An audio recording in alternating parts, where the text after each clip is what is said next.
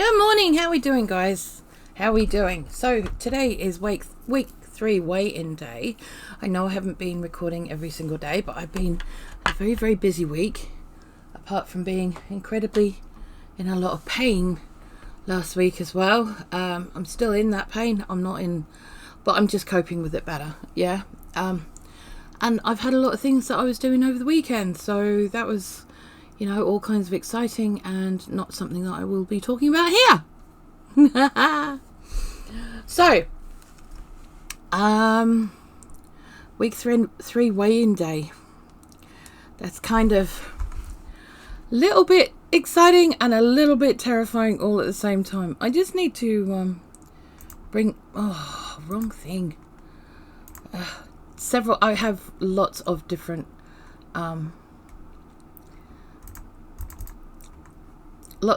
screens that I'm looking at, so I just need to pull them up. So last week I'd actually gained weight, right? I'd gained weight last week, which was not great. However, it was what it was. Yeah, it was what it was, and there's nothing that I can actually do much about that, and I'm not going to make myself feel bad about it. Okay, I'm not going to make myself feel bad about it because it was what it was. All right, I had a huge loss the week before. I lost a lot of water weight, and then the week after I got it all back. So what is going to happen this week? We will just have to find out, won't we? Yes, we will. So this is last week's, where we were last week. And this is this week's. And yes, I nearly fell off the scales because my legs are incredibly wobbly right now. But I did my best. So we've got a bit of a loss compared to last week, which is great. That's not a problem at all. But just how much is that loss? 5 pounds or 2.27 kilos. And I am not unhappy about that at all. So to those who have been watching and paying attention, what this does is bring me back to 0.01 pounds of what I lost in my first week. So this brings me back to the first, lost week. So week 1, basically, weigh in.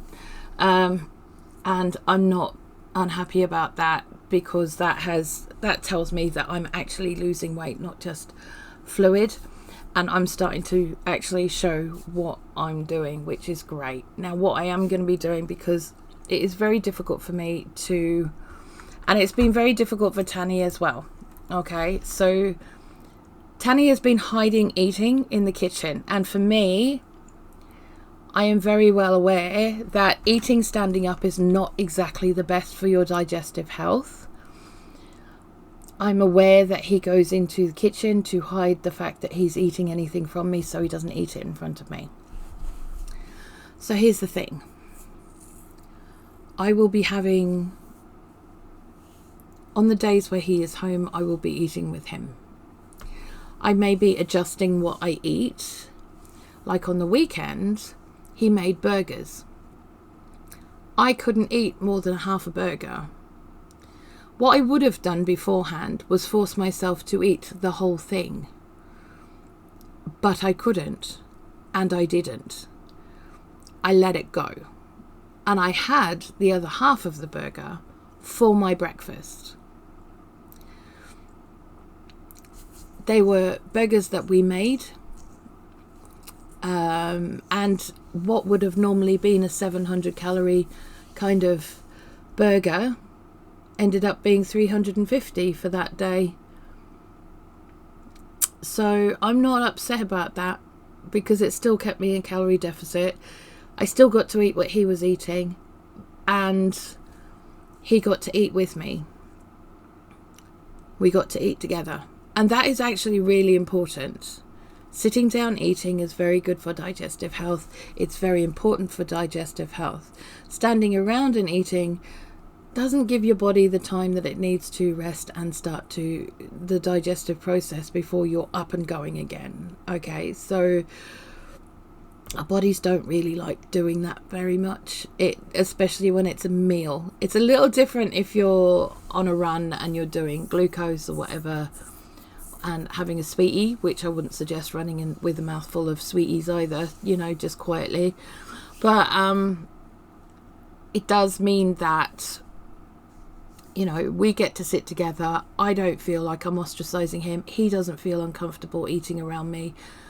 So tonight we are having some homemade fish cakes that I made a good few months ago, actually,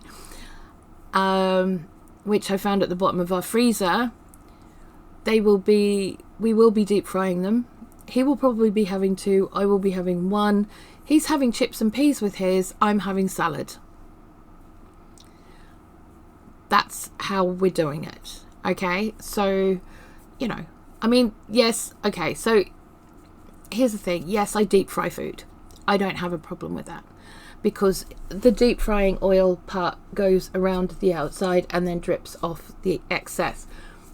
And what we do to help facilitate that is we finish off cooking things like our fish cakes, because they are quite thick. They're like that. We finish them off in the oven. Now, everything in them is cooked. We just want them to be warm and defrosted on the inside. And it tends to be that the outside will cook and be a lot more golden, and the inside will still be frozen. And we don't want that. We don't want that.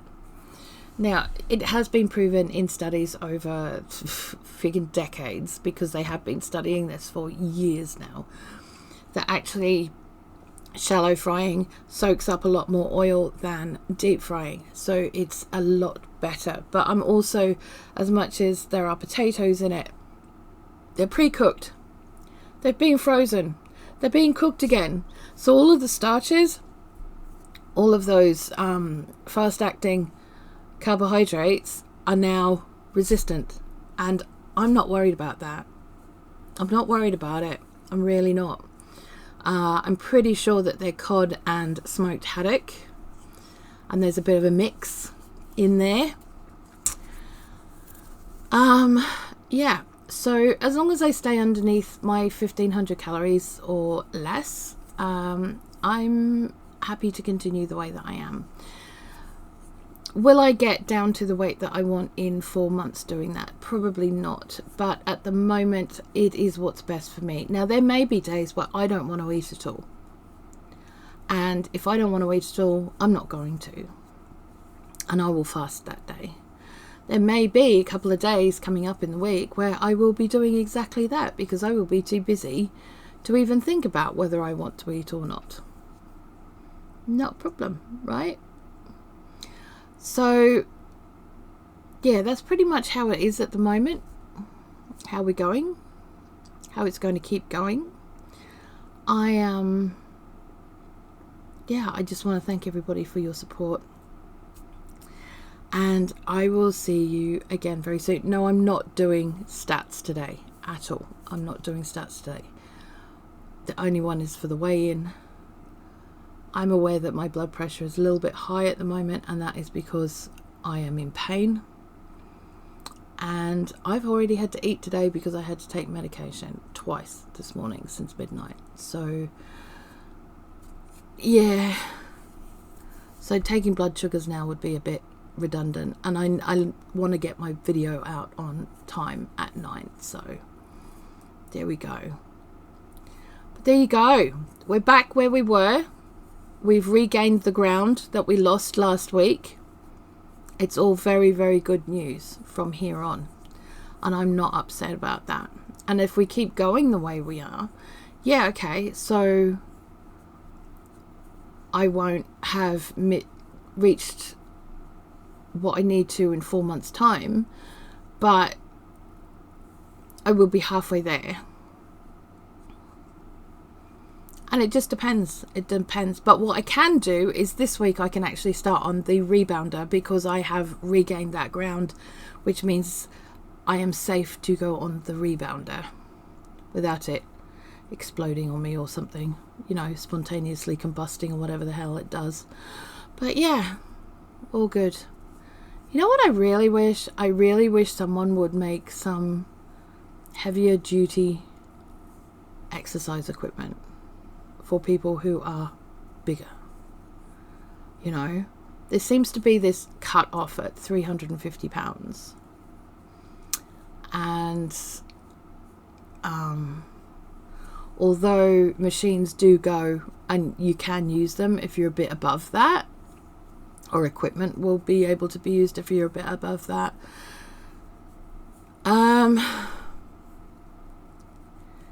it tends to be a bit awkward, and you're running the risk of breaking it because they're just not fit for purpose.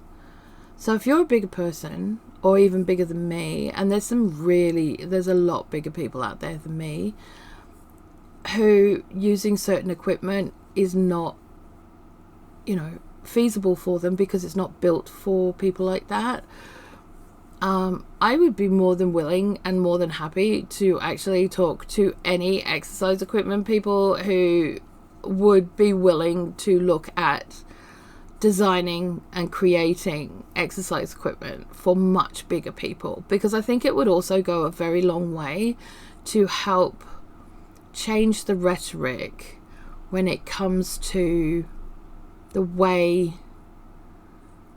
people view bigger people in gyms, or the way some people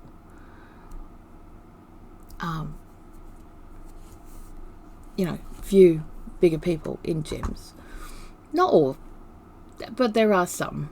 And you know, I mean, like, I can't even get in the gym across the road. We have a gym across the road, literally, right? But I can't get in it because it's got no lift and it's upstairs. Yeah, I have to at least lose another £100 before I can do that, to get up those stairs.